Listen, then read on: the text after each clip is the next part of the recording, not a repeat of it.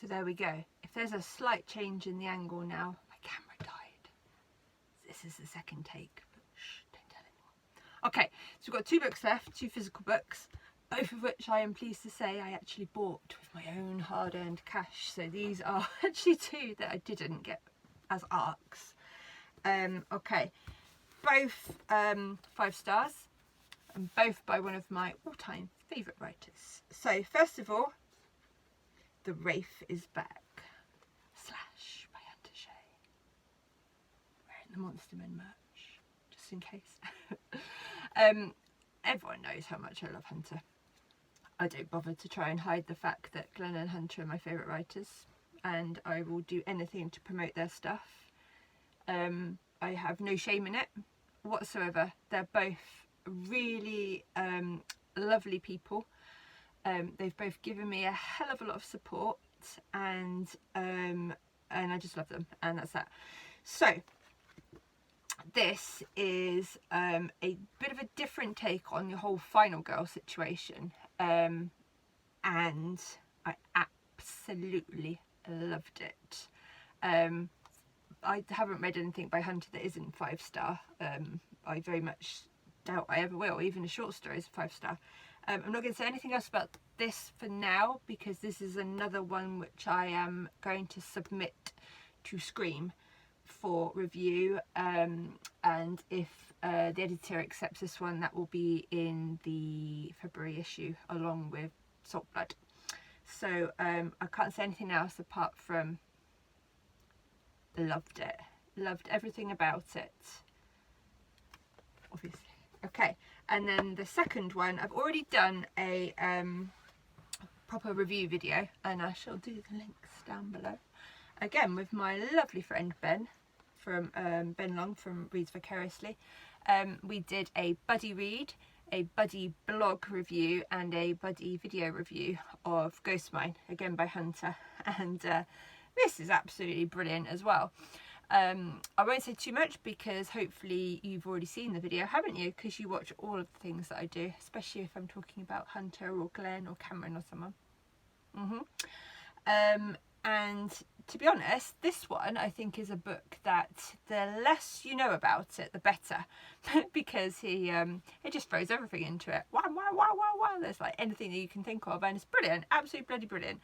There's some people that if they did that, you'd be like, this is too busy. I don't know where it's going. The characters are all woo, and you get confused and read too much. But with Hunter, put as much in as possible because he does it, and he does it the best. So another 5-star review. Absolutely fantastic. Okay, so the last 2 things I read, as in fully read, I've got about like 10 anthologies that I'm reading at the moment, which I just dip in and dip out and read one story. How do you read anthologies? I don't think there's a right or a wrong way with an anthology, but I personally will, whether this is right or wrong, dip in to the authors that I know first. So, for example, won't surprise you that I'm reading alongside hundreds of others, but Midnight in the Graveyard by Silver Shamrock, and who are an amazing small press. Please support them.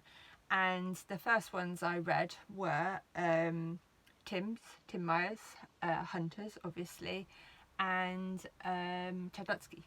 If any of people like that are in a anthology, then I'm going to read it, and I'm going to read theirs first. Some people might save theirs till last. That's fine. Some people read them in order, and that's cool. As I said, there's no right or wrong. But for me, if I will read every single story in there, because that's how you find new writers sometimes, right? From reading anthologies and collections, you might stumble across someone that you'd heard of and you hadn't read their stuff before. You might even stumble across someone you've never heard of. And hopefully that's how people discover me, since I'm only in anthologies at the moment. Waffle, I know I'm going on. But if I see one of my buddies in a book, then I go straight to theirs first, and I'm never disappointed. Okay, right, so apart from all of that, this is like the longest roundup of books ever. I finished 2 books on the Kindle, so I'll do the 4-star review first, which was Cirque Berserk by Jessica Guess.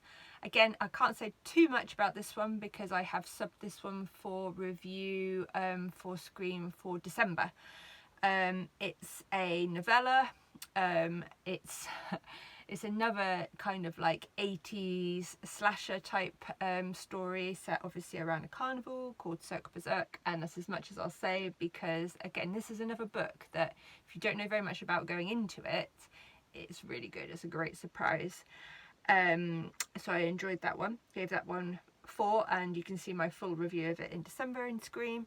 And then the last book that I finished in October on the Kindle was Video Night by one of my other favourite, I keep saying favourite, I just love all people that write horror books, but this guy truly is again an amazing writer and just a lovely person, and that's Adam Caesar. And I finished Video Night, which was absolutely amazing. I can't remember who told me to read it. No, my brain's gone. Somebody again that I follow that I really like said to me, if you like all that kind of stuff, it was just after I finished Callan and Cornfield and I was kind of bereft. I needed more Adam in my life, and they said, oh, try Video Night. It may have been Jill. It may have been my darling Jill from Candisha. And it certainly didn't fail. It's another 5-star. So I've only read 2 of Adam's things so far, and they've both been 5-star. But he is just wonderful. He's such another just lovely person. So yeah, so that is what I read in October, or finished in October. Most of them were arcs, but that's the way it works, isn't it? When you're a booktuber or a reviewer in any kind of way, then you get sent arcs and you read them, because it's only right, isn't it? If you get sent an arc, you've got to read it. What was my favourite? I didn't even think about that before I did this, so I'm going to do it on the cuff now, and it's really hard to choose because there's quite a few 5s, and I think I'm going to have to say, I'm going to cheat and say 2 were my favourites, and it will be no surprise that one of them was something by Hunter, and then the other one would be this, Saltblood. Just blew me away. Absolutely loved it. So that's what I've read in or finished in October. If you ask me what I'm reading now, no, I'll have to try and remember. No, I am reading for review.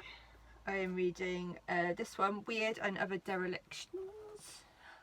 That's how you say it, I hope so. By Adam Neville, and that was another signed copy that he personally sent. Loving this so far. Completely different to anything that I've read before. I won't tell you why, because you need to read it. I know, I had a dust jacket, I just took it off because it kept falling off when I was reading. I'm a monster, I know. It will go back on before it goes back on my shelves. I am hoping to have finished this to be able to do the review with the Nightworms for a book party for that one. Okay, so that is what I'm reading right now for a review, and simply for pleasure, because sometimes I just read books to review and only books to review, and then I just want to read something that I want to read for my own sanity as well. Not that I don't love the books I review, but sometimes you just want to read something that is on your shelf. And I did get sent this one by the lovely Cameron Rabique. Just look at it, it's so beautiful. Again, it's a slasher, 80s slasher. There should be more books that are just like Friday the 13th. More 80s slashers, please. I started that a couple of days ago. I haven't read as much as I would like because I've been homeschooling and working and NaNoWriMoing. But so far, absolutely loving it. I am finishing In the House of Mirrors by Tim Meyer on the Kindle. As I said, about 25 million different anthologies, but loving what I'm reading, and hopefully I will read loads more throughout November as well, since it's only the 5th. So lots to read, lots to look forward to. If anybody is still here after nearly 20 minutes, thank you very much, and have a great day.